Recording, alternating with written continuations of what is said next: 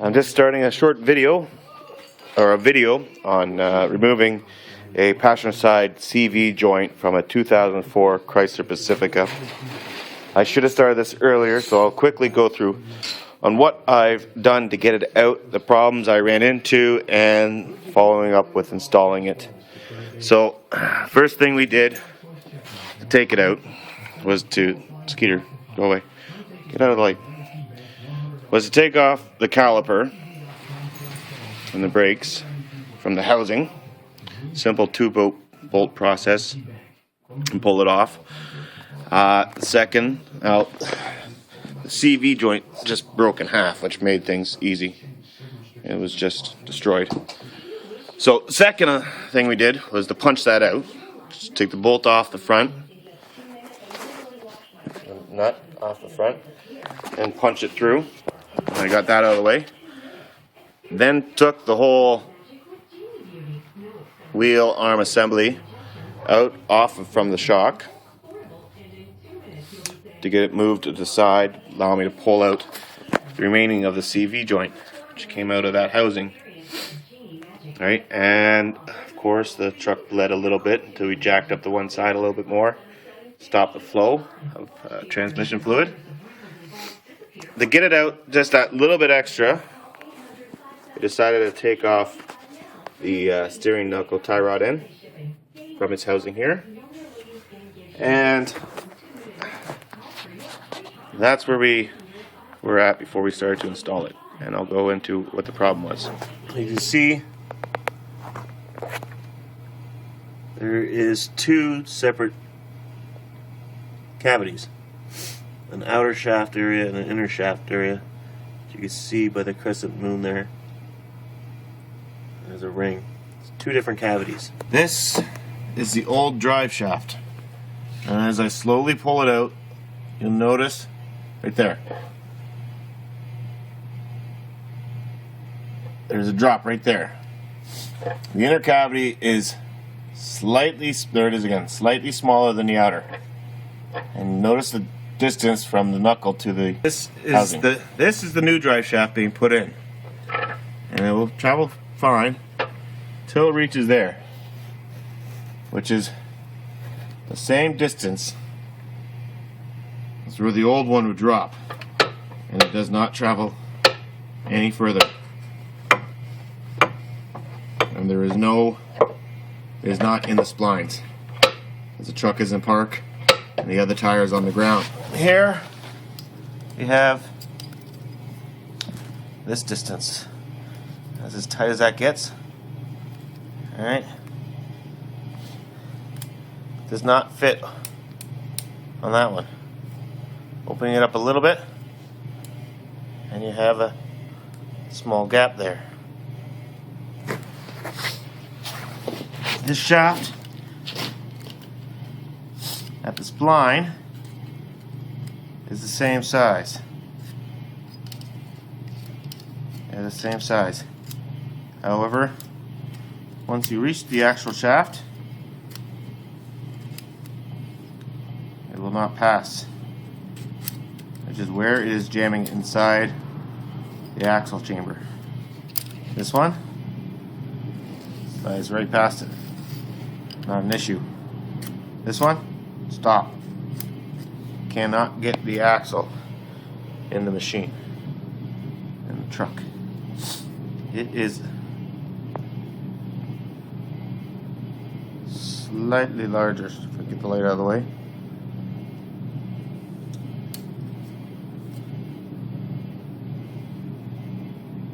Alright, can't get the light out of the way. Nonetheless, that is the dilemma. Okay, here's the old one.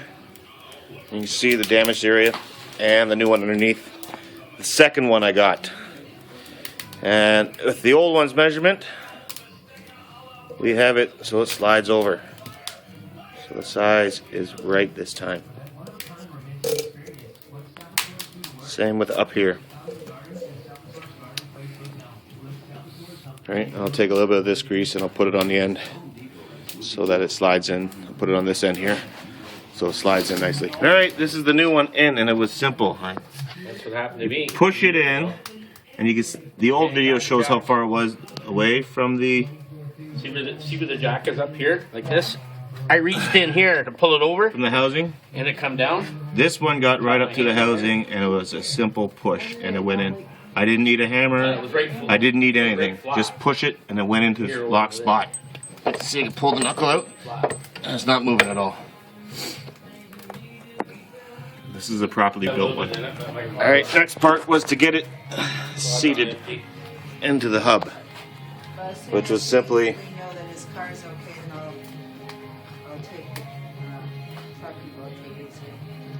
this is the nut that came off in the first place. Of course, the original nut was a lot dirtier than that. Alright. And there's splines in there that it lines up with. Now, the tire is still on the ground, and you can see it doesn't rotate. The shaft will not rotate like the other one did. Alright. After this, we'll put this knuckle back into here. And then we'll put the 2 bolts back up into here. And we'll show you what it looks like before we put the caliper back on. Next, I'll put anti-seize on threads here for my tie rod end. Try to stay out of the light there. And then moving on to installing shock. Alright. So I got the bolts back into the arm here. And I used a jack to help support and move it into the correct position. Tried using my knee, but I hurt my knee. So I used a jack, simple jack, to lift it up. These 2 bolts, used a 13/16 deep socket 12 point. To put the axle nut on, using 32 mil.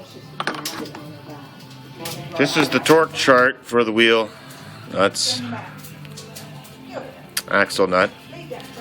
See here, 2004 Chrysler Pacifica all-wheel drive, 180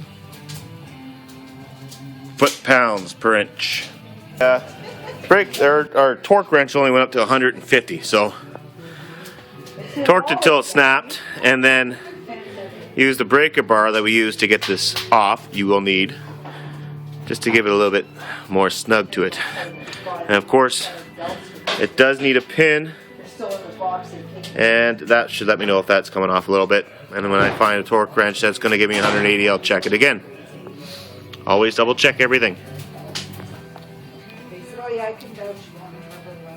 Alright, there's the cap that goes around the nut and the pin. Next, after the pin and the cap, move on to putting this brake pads back on. Of course, I have to put the caliper rotor and everything together. Make sure everything's anti-seized. In case I screw something up, it'll come off. Okay, so when I didn't say that, putting the brakes on, I push this pad back, push the calipers back to get it on. And it's easy just to stick a nut on here to keep this somewhat steady.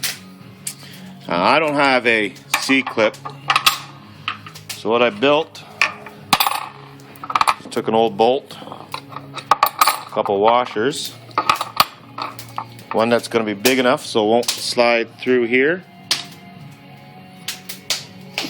and I'll use that as my homemade C-clamp. Here's that homemade C-clamp. I 2 nuts in the back, tightened together. Well, they're just tightened. Put a set of gloves so that the bolt's not directly on the pad. And I'll put a wrench here, and I'll tighten this in. It should push in those pads.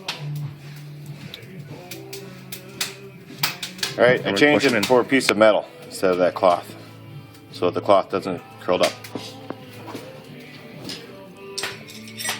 My 1 wrench.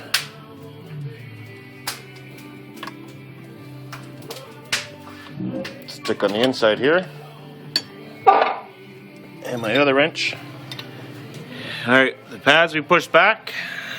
Put the other one back on. And It's been reinstalled.